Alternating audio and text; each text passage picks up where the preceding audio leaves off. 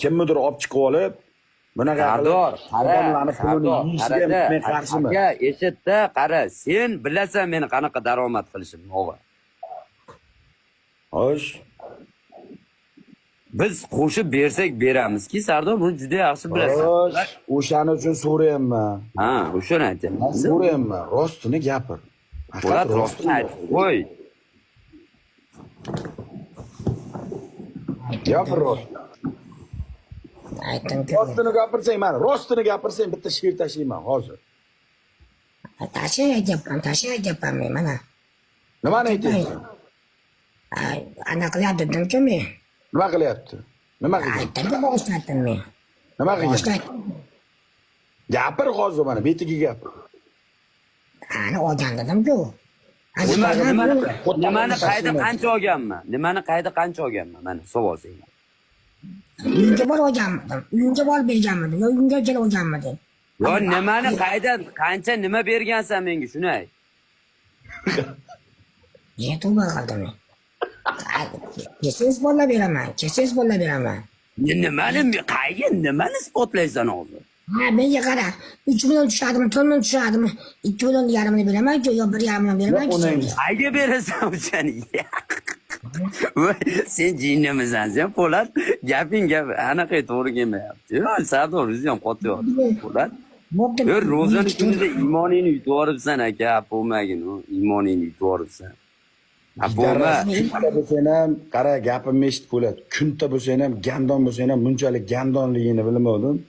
Hozir mana shu yerda mana shu orqali yegan haqiqatdan ham olgan yordamingni bilganingda shu ishni qilgan bo'lsa ham bekan olmagan jahl ustida gapirdim degan gapingni kutuvdim.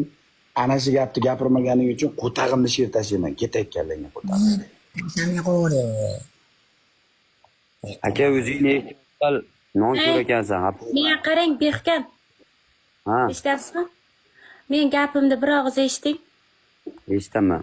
Chunki men Gapimni pravma keyin gapirasiz. Hop.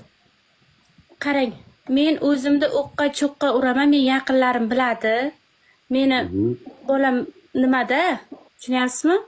Siz meni unaqa jalab so'zga deb gapirmang, boshqa bir har qanday bir kallarni gapiga ishonib.